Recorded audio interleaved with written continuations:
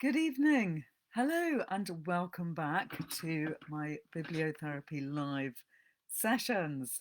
Um, Tonight, I'm going to be talking about more road trips in literature by popular request. As last week on Damien Barr's Literary Salon, I was talking about great American road trips in literature. And of course, there's many more road trips out there in the world, not just the American ones. So I've been thinking about others, and people have been writing into me, giving me suggestions. And thanks so much to everyone that's been sending me their thoughts, particularly Jane, who has been having a conversation with me just earlier about her own road trip that she did when she was 18. And I wonder if any of you listeners have done road trips of your own. I also wonder if you have done, who you took with you, if anyone. Do people want to go on road trips on their own with a dog, with a coyote, like in this book, or with a poodle, as in Travels with Charlie? Or would they go with their partner, their best friend, their kids? There's so many possibilities. And I guess everyone's different about their road trip likes and loves. I see Nick is here. Lovely to see you, Nick. I wonder if you're actually on a road trip right now in Cornwall, or maybe that Cornwall trip is over and I'm so sad I didn't get there this year. Damn it. Anyway, that's another story. So there's a couple of books that I mentioned last week that I didn't actually have the physical books. And I just want to show you the books because they've now turned up, arriving rather late. One of them is Flaming Iguanas, which is a really fantastic graphic novel, which I was telling you about last week, and I could only show it to you on my computer. It's by Erica Lopez, and it is a really mad and fantastic, brilliantly illustrated graphic novel, which is full of great jokes and also lots of philosophical life and death thoughts. And it is all based on a rather fabulous road trip, which went round America, including iguanas.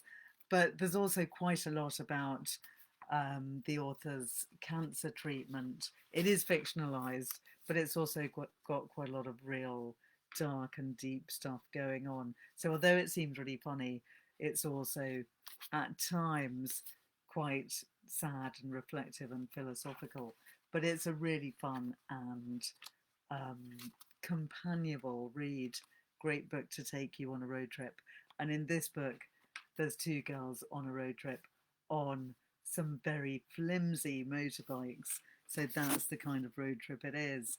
Then there's also this book, which I was telling you about last week, Etta and Otto and Russell and James, which is about an octogenarian woman who goes off on a walking road trip.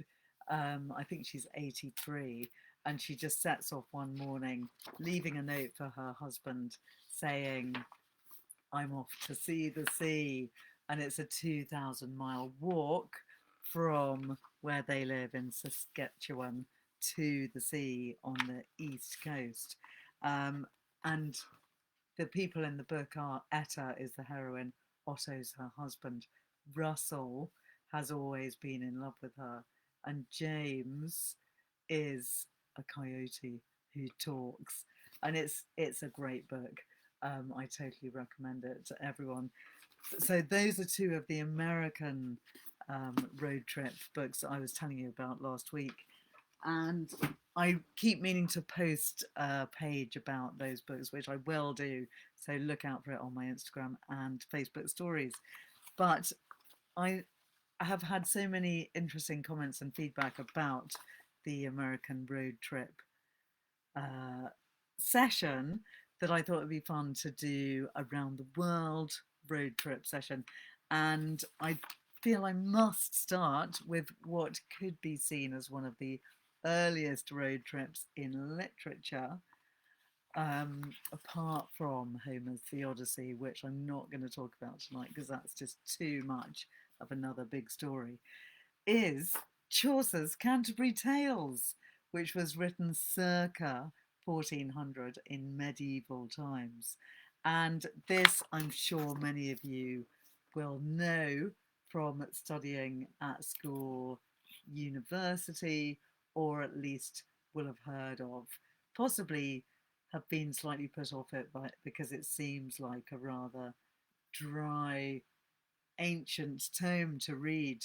But no, it's actually incredibly fun and full of a lot of japes, erotica, um, courtly manners, ridiculous journeys, affairs, dastardly deeds, and all kinds of human life are to be found in these pages. It's a series of stories told by a group of travellers, written in Chaucer's Middle English, which takes readers on a pilgrimage to the shrine of St Thomas of Becket in Canterbury from London.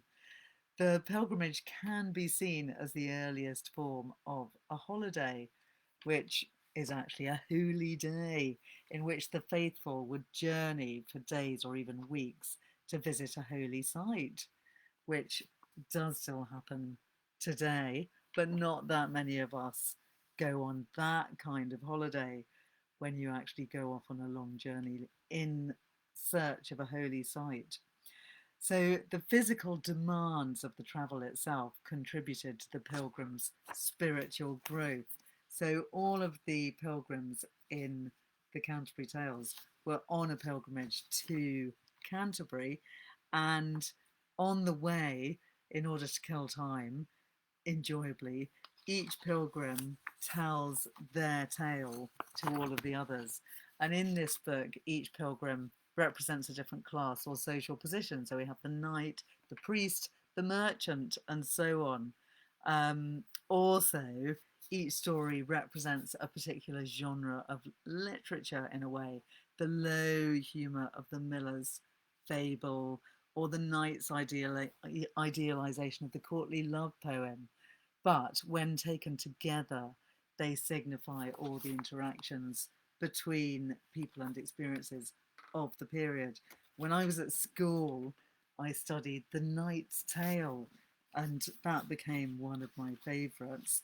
But I'm actually going to read you a little bit of The Wife of Bath's Tale, because that's one of the most fun. And I also wanted to mention Peter Ackroyd's version of the Canterbury Tales, which is, in a way, a pretty much straight translation into modern English from the Canterbury Tales. And I'm going to read you two bits to compare from the Middle English and from Peter Ackroyd.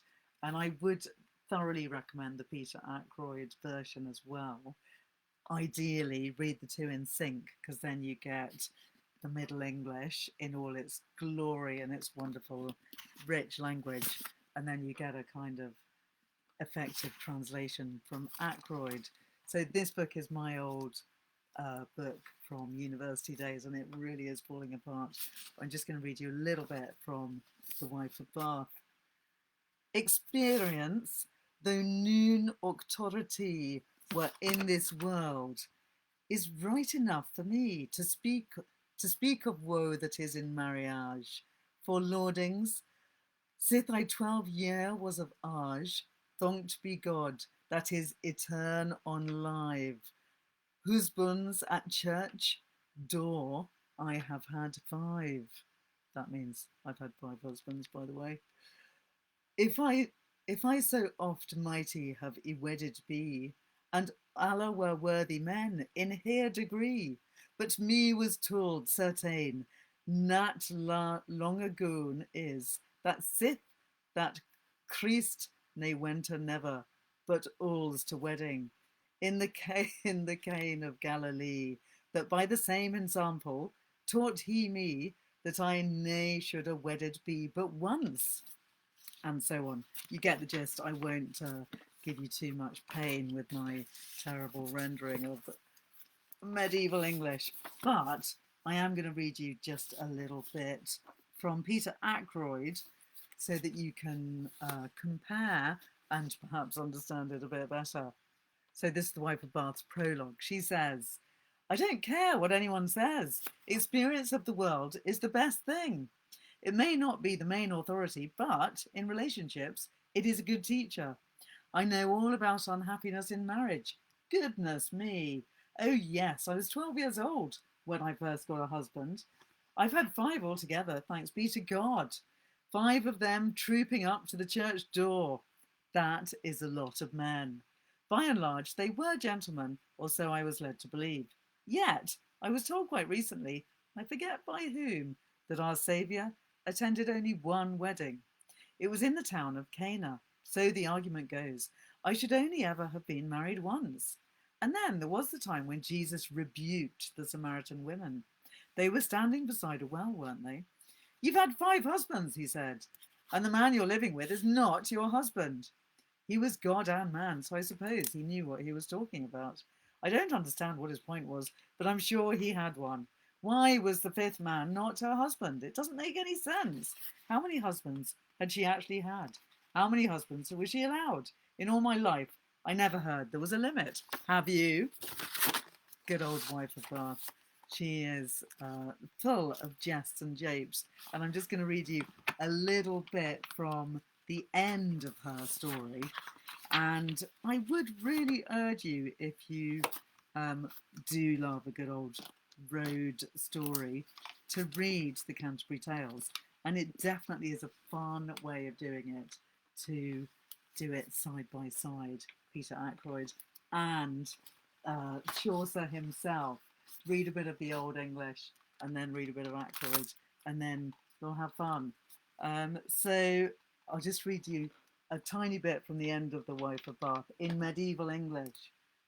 Kiss me, quod she, we be no longer wroth, for by my truth I will to you be both. That is to say, yea, both fair and good.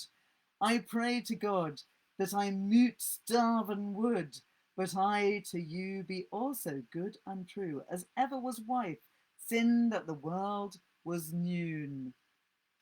She's basically saying that she's going to be both a beautiful, wonderful wife to her husband and a wise old woman. It's a long story. I won't give you all the details, but I'll read you the modern version just to give you a bit more of an inkling. Then kiss me. We no longer need to quarrel. By my oath, I will now be both women for you. I will be beautiful and faithful too.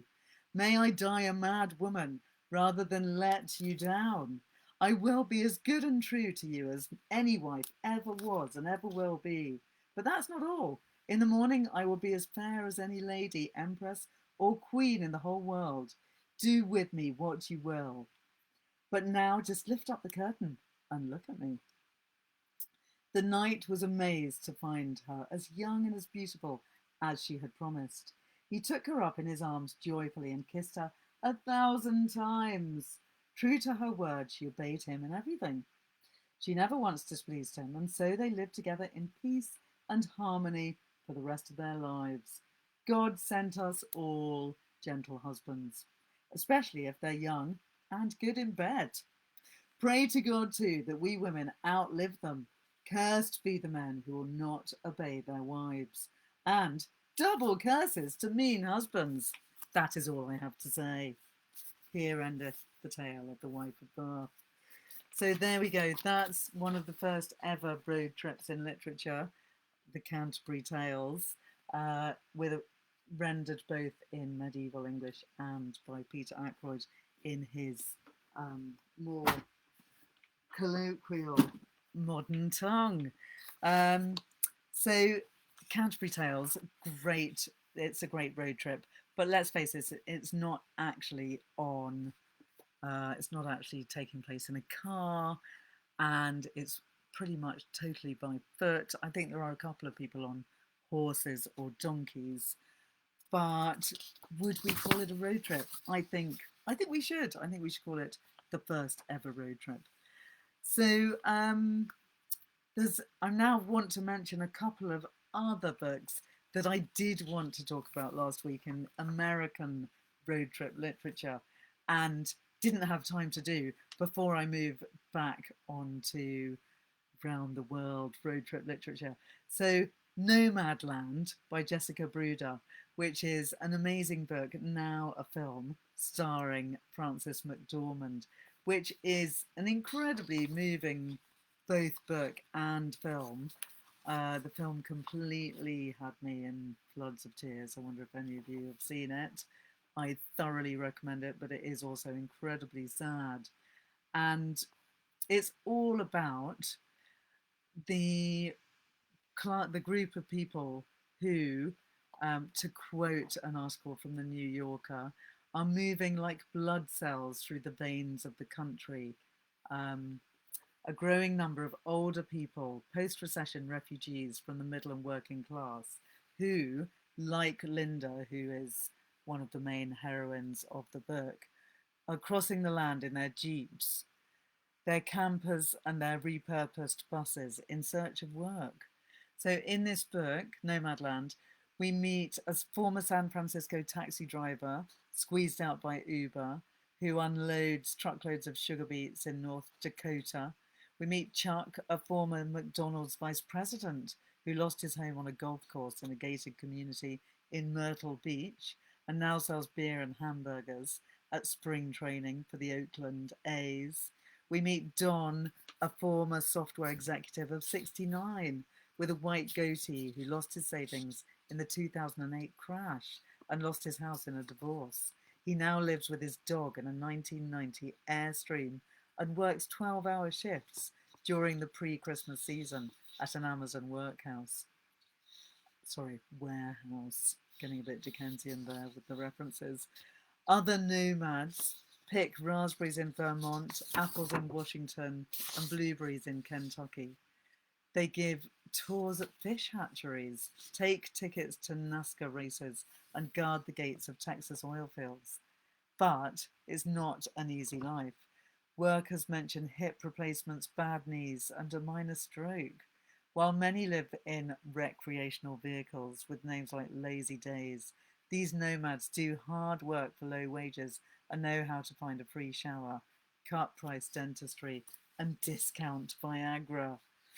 So it's a totally eye-opening book, Nomadland, all about the older generation of nomads in their 70s, quite frequently, who are living an eked out existence in some kind of vehicle on the road in America, going from job to job.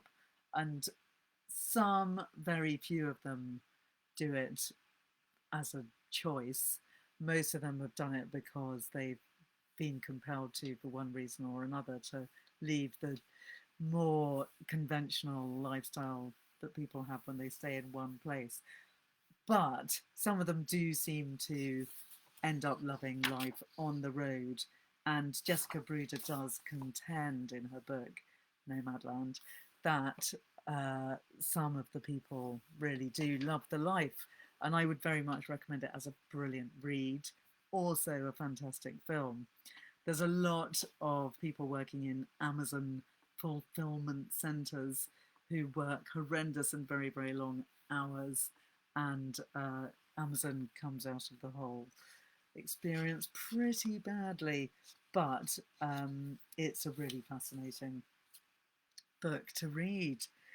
On a completely different note, there's one more from last week that I meant to mention, which is V.S. Naipaul's A Turn in the South, which is his 1989 book, which describes many meetings that he had with people in the deep south of America. And it is a really interesting read. Obviously, being published in 1989, it's a very different take on America to if someone was to do the same trip now. But it's like a little slice of history. And Naipaul, at the time, garnered massive praise for this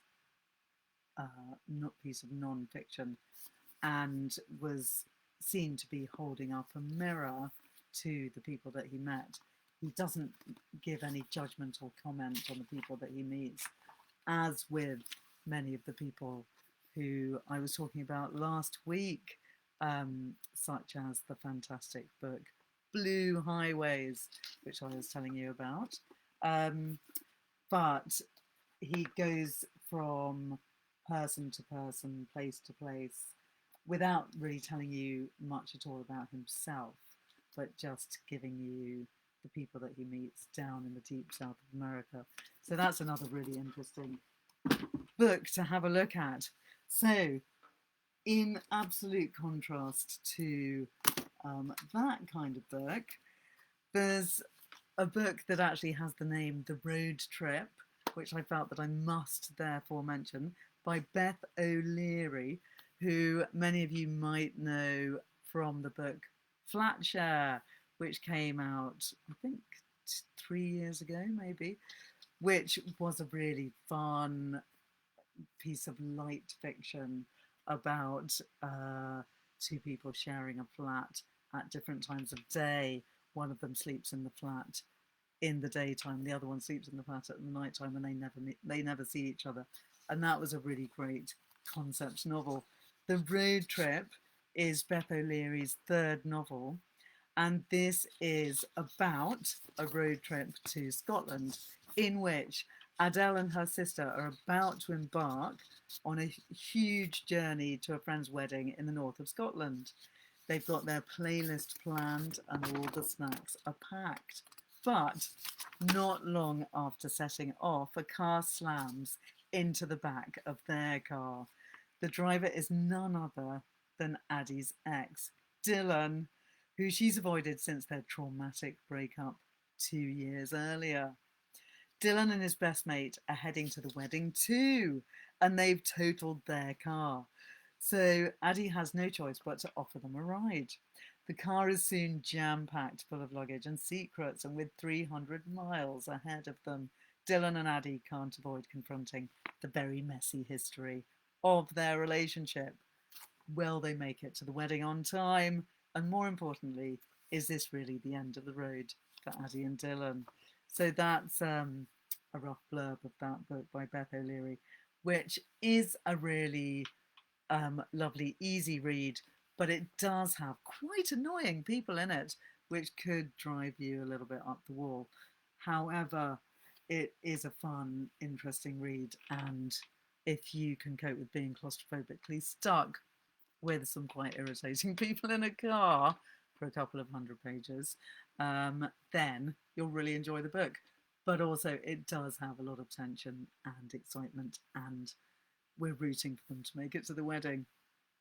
So, moving on to Germany, having done a little bit of touching on some UK novels, this rather lovely novel, Why We Took the Car, by Wolfgang Herrendorf, is it was the winner of the German prize for teenage fiction when it came out, I think in 2013. And it's a really fun road trip novel about two boys who somewhat spontaneously go off on a road trip without actually being able to drive. So Mike is the hero of the book, and he doesn't understand why everyone thinks he's boring. He doesn't have many friends. Everyone laughs at him when he reads his essays out in class, and he's never invited to parties. But one day, Chick, the odd new boy at school, shows up at Mike's house out of the blue and dares him to go on a road trip with him. There's no parents coming, no map, and no actual destination. Are they going to get hopelessly lost in the middle of nowhere? Very likely. Will they meet crazy people and get into serious trouble? Almost without a doubt. But will they ever be called boring again? Definitely not. So I loved it. I thought it was a really great read. And as with all the best young adult books, not just for young adults, I will just read you a couple of little sections to give you a flavour and insight into what it's like. I've never had any nicknames in school, I mean, or anywhere else for that matter. My name is Mike Klingenberg. Mike, not Mikey or Kling or anything like that. Always just Mike. Except in the 6th grade when I was briefly known as Psycho. Not like that's the greatest thing either, being called Psycho, but it didn't last long, and then I was back to being Mike again. When someone doesn't have any nicknames, it's for one of two reasons. Either you're incredibly boring and don't get any because of that, or you don't have any friends. If I had to decide between one or the other, I'd have to say I'd rather have no friends than be incredibly boring. I mean, if you're boring, you won't have any friends anyway, or you'll only have friends who are even more boring than you are. But there is one other possibility. You could be boring and have no friends, and I'm afraid that's my problem, at least since Paul moved away. Paul had been my friend since kindergarten, and we used to hang out almost every day until his dumbass mother decided she wanted to live out in the country. So that's kind of near the beginning of the book, and then I just wanted to read you a little section closer to the end. Is that the bit that I was going to do? Yes, it is, because he's just learning to drive, I think. I didn't sleep much, but luckily that meant that at first light I saw the farmer driving his tractor through the valley below us. I didn't know whether he'd seen us, but I woke up Chick, and he immediately started the car. We inched backward through the wheat, more coasting than driving down the hill, and at some point hit the road again. Off we went. The chocolate cookies were edible again, and after we ate them for breakfast, Chick tried to teach me how to drive in a meadow next to some woods. I wasn't crazy about the idea at first, but Chick said it was embarrassing to steal cars when you couldn't even drive. He also accused me of being scared, which I was. Chick did a practice run so I could watch exactly what he was doing, which pedals he was pushing and how he shifted. I'd seen my parents drive a million times, but I never really paid attention to how they did things. I didn't even know which pedal was which. The clutch is on the left. You let that up very slowly and step on the gas pedal at the same time. See? See? Of course, I didn't see a thing. Let the pedal up. Step on the gas. Chick showed me. When you start, you put it in first gear. But you have to stand on the clutch and also, with your right foot, tap the gas pedal. Then you have to let up the clutch and give it gas at the same time. That's the most difficult part. Getting the car driving when it's standing still. It took me 20 tries before I got the larder rolling. I forgot it was a larder. And then, when I finally did, I was so surprised that I pulled up both my feet and the car jumped.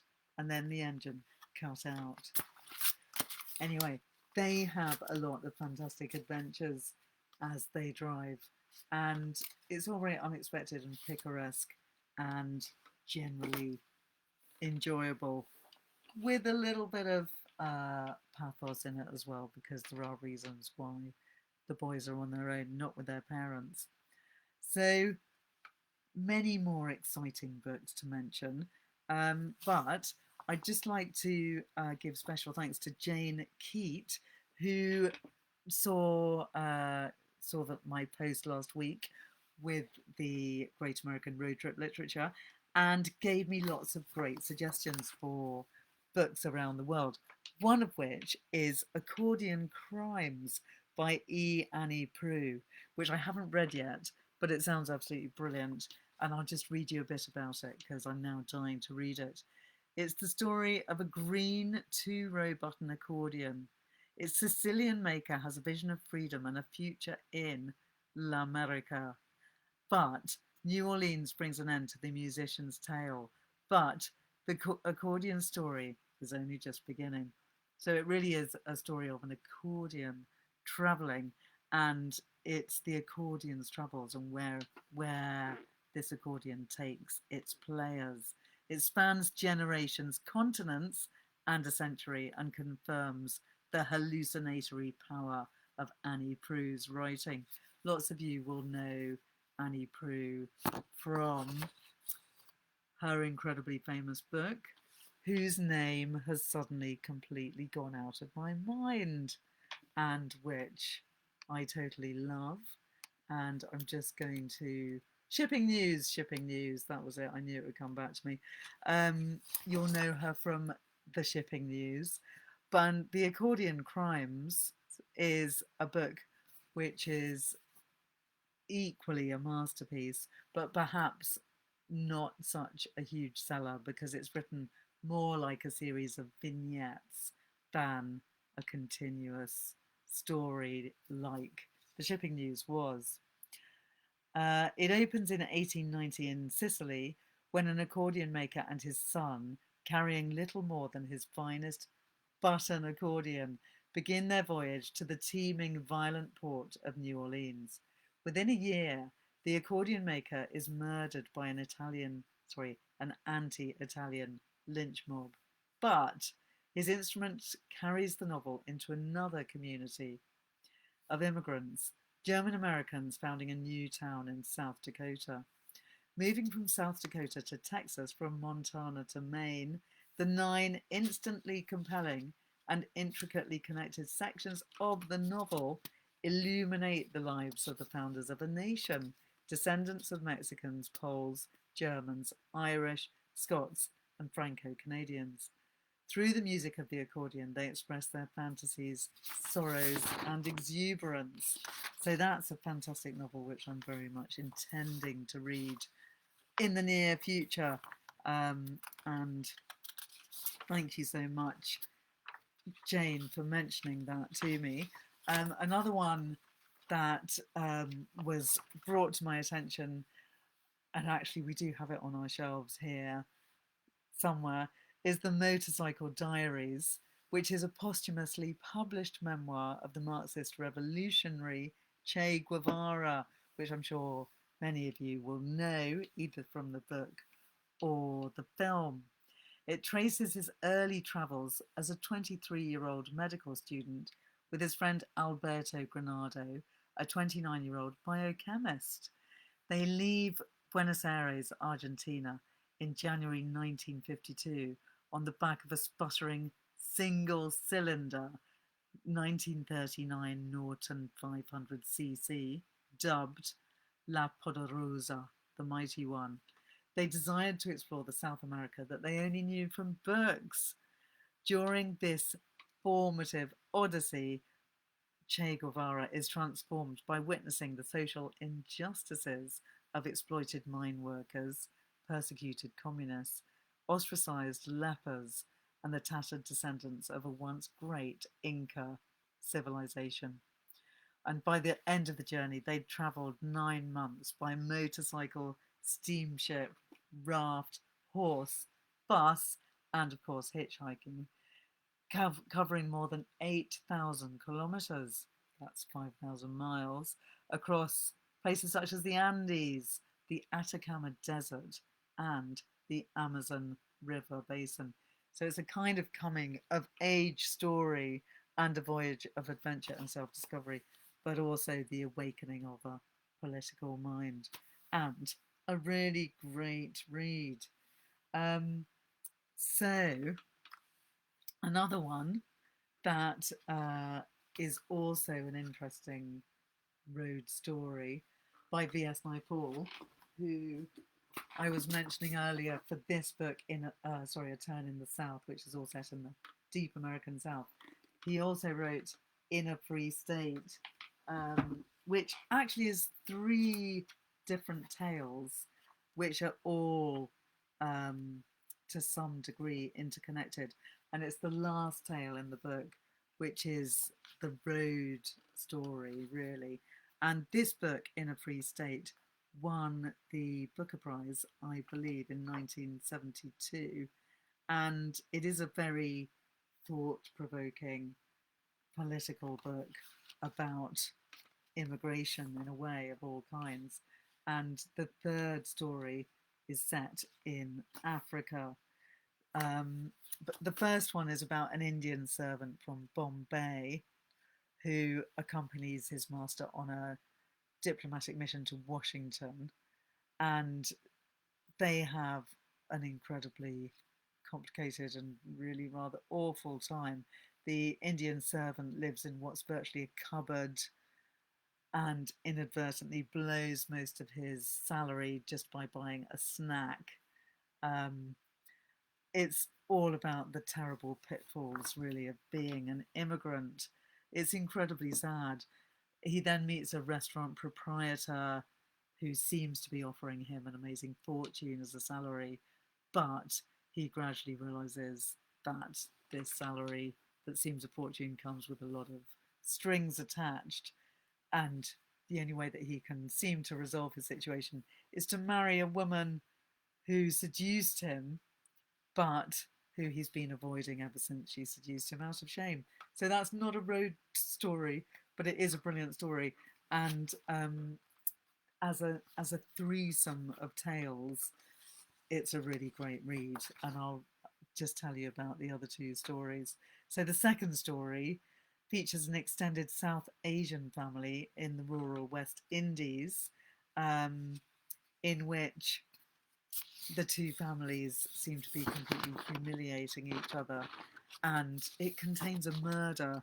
I won't give you too many details, but it begins really in V.S. Naipaul's homeland, which is Trinidad, and then ends up in the UK. And V.S. Naipaul did have experience of both because he ended up himself emigrating to the UK. And he has written a lot of absolutely amazing novels, one of which is The Enigma of Arrival, which is all about coming to live in the UK and retiring there. But moving back to In a Free State, which is, in a way, as you can see from this picture on the cover, a road travel book. The third story is set in an African Great Lakes state that's recently acquired independence. The king of this state is weak and on the run, while the president is poised to take absolute power. Incidents of violence are becoming more and more frequent in the cities.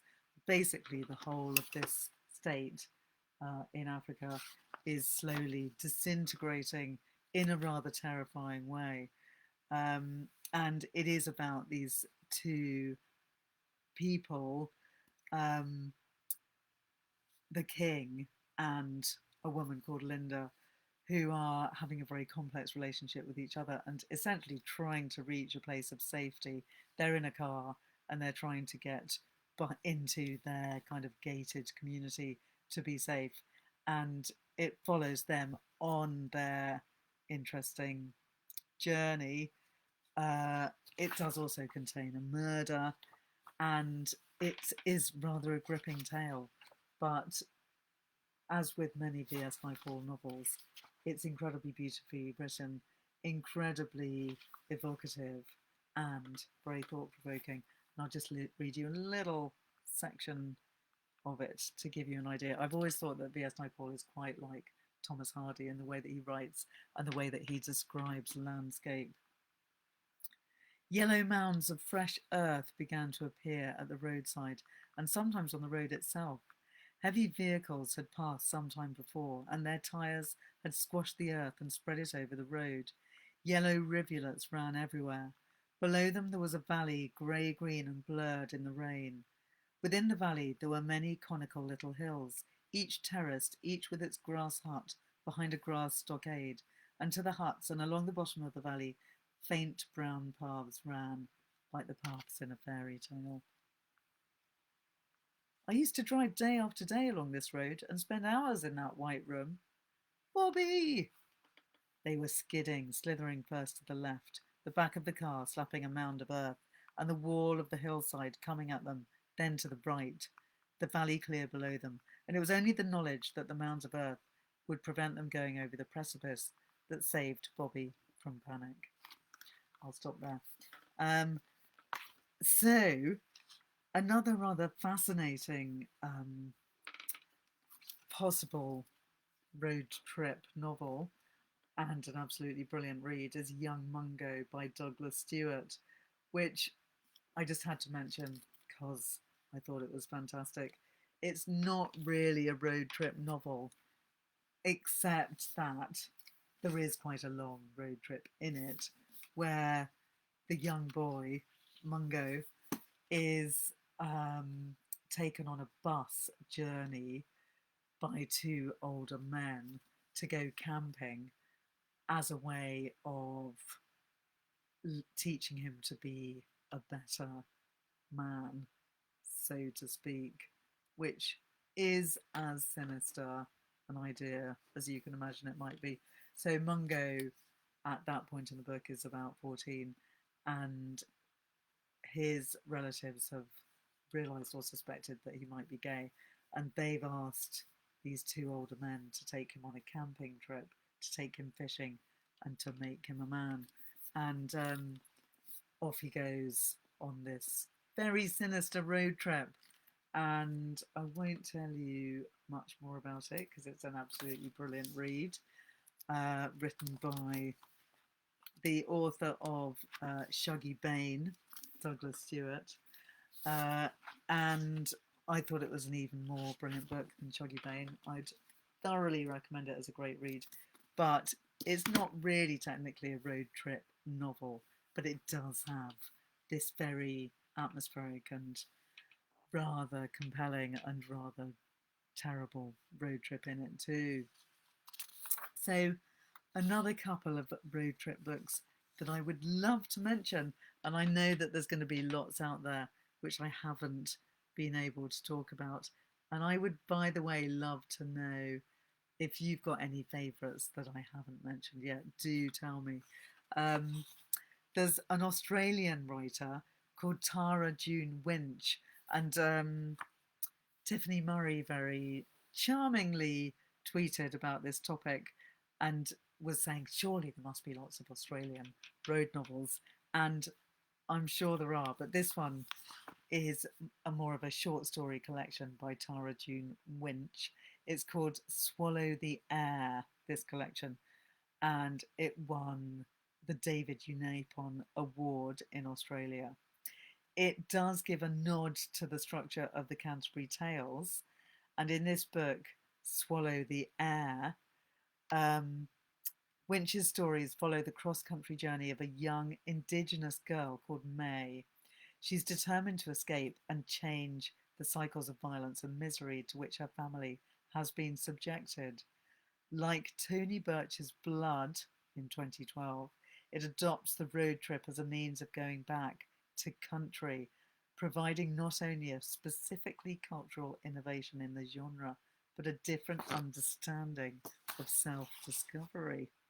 So this is another one that I haven't yet read and I'm dying to read.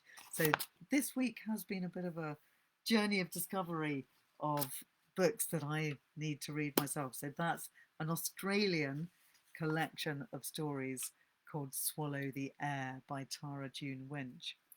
Then it's difficult not to start talking about memoir when you're talking about road trips. And one that's only just come out this year is a very inspiring journey by a cyclist called Riding Out by Simon Parker, which came out in 2022, I think in August, which is the remarkable and inspirational true story of how one man battled grief and anxiety one pedal stroke at a time on a 3,500-mile adventure around Britain. So, in March 2020, as Britain entered its first lockdown, Simon Parker's life fell apart. His travel journalism career vanished overnight, and shortly afterwards he received the tragic news that a close friend had died. With a long suppressed anxiety disorder starting to rear its head, he turned to the only therapies he knew and trusted: travel and exercise. So this book is called Riding Out, and it does have a really beautiful cover. Sadly, I can't show you that cover, but it's got a lovely graphic image of someone cycling out onto a road, setting off on his bike from the northernmost point of Shetland with only a sleeping bag and a camping stove. Simon would end up cycling 3,427 miles around Britain. En route, he'd meet hundreds of resilient Britons who were all in their own way riding out the storm just like he was. Even in his gloomiest moments, he began to see that a chink of light was never too far away. Riding Out is a story of optimism and hope and a ground level portrait of Britain as it transforms from a country in crisis to a nation on the mend. From Shetland to the Scillies, Dover to Durness, Simon learns that life's sharpest corners are best navigated at the gentle pace of a bicycle, which also does remind me of The Salt Path by Raina Wen, which you could also describe as a bit of a road trip novel, which is another memoir all about an amazing journey going along the southwest coastal path around Cornwall and Devon. And that is another very inspiring memoir in which Raina and her husband Moth are, for complex reasons, compelled to go on a very long walk, which takes them months around the coastal path. And it all begins because they lose their house. And it is, despite being a journey caused by a rather deeply sad beginning, it becomes a real story of hope. So also thanks to Tiffany Murray for mentioning another fantastic book set in Iceland, which is called Butterflies in November by Aor Eva Olafsdottir. And this is another one I'm yet to read, which I'll just read you what I've gleaned about it since Tiffany very kindly brought it to my attention. The story opens in Reykjavik, where the narrator's marriage is collapsing, partly as a result of her dippy but charming habits. It's as if you just didn't want to grow up, says her husband, doing your weird and careless things. She visits a fortune teller, sleeps with a couple of men, moves out of the marital home into a studio flat on the harbour, and finds herself landed with a friend's 4-year-old son for a weekend that turns into the whole winter. The child, who is deaf and has a speech impediment, which prompts more musings on language and communication, chooses the numbers for a lottery ticket that turns the narrator into one of the richest people in Iceland. The woman and the boy set off around the ring road on an out-of-season journey of discovery and reparation. Meanwhile, butterflies, often visible only to the narrator, appear and disappear in unnatural seasons and places, which sounds like a book that I definitely have to read. And the cover's also really beautiful, covered in butterflies. Another book that I must immediately mention, or two, now that I think of it, Rings of Saturn by Siebold, which is another road trip book set around Suffolk, but not the easiest read, but a very beautiful and thought-provoking one. But also The Year of the Hare by Arto Passolina, which is a book that I very frequently recommend to bibliotherapy clients because I absolutely love it. And sadly, I don't have a copy of it because I keep giving it away whenever I buy a copy because it's just too good. It has a very beautiful cover with a hare sticking out of a man's jacket, which is a very arresting image. So it's The Year of the Hare by Arto Passolina, who's a Finnish writer, and it was written in the 70s and became a cult novel around Europe with great success to Passolina. And it's all about a man in his 50s who's fed up with his life. He's a journalist. He's on an assignment in a car in the middle of nowhere with his photographer. And as they're driving along, they accidentally hit a hare, the animal, and the hare is injured. And the hero, who's called Vatanen, gets out of his car, picks up the hare, and walks off into the wilderness, never to return. Hence, The Year of the Hare. So he goes off into the forest of Finland and he starts on a series of adventures with the hare, which is a kind of road trip. So it starts off with a road trip with the two men going off on their assignment. Then Vatanen hits the hare and he ends up having a walking kind of road trip, although a lot of the action does take place in forests and um, countryside. So maybe we can't technically call it a road trip book, but for the purposes of tonight, I'm calling it a road trip book. And it is a brilliant and absolutely very inspiring and strange and unusual novel. It's also quite short, only a couple of hundred pages, full of rather wonderful adventures. And although it's all about a man and a hare, the hare is just a hare. It doesn't talk to him, it doesn't have any magical powers. It's a book which is mostly very realistic. And it's very much a book that gives you optimism, resilience, and strength, and makes you want to put one foot in front of the other, like Vatanen. Thanks also to Sharon Dunscombe of Forest Mind, who mentioned for the ultimate road trip Toad of Toad Hall. We all love Toad in Wind in the Willows, particularly when he gets into a car and goes off on a road trip. And I think on that merry note, I'm going to call it an end for this evening. Just looking around if there's any books that I haven't mentioned. I'm sure there's some that I should have mentioned. And do get in touch with me and tell me if there's any road trip novels that you have a burning urge to talk about. Thanks so much for joining me tonight. Next week, I'm going to be in Malaysia at a bibliotherapy conference. It's the IBI International Congress, which takes place once a year, and I'm going to be giving a paper about the power of bibliotherapy. So I will try and do a session from Malaysia, but I don't quite know if that will work or not. But watch the space and I'll do my best. It might be brief. And in the meantime, if anyone wants to book a bibliotherapy session with me one-to-one, then just get in touch with me on any of the usual channels.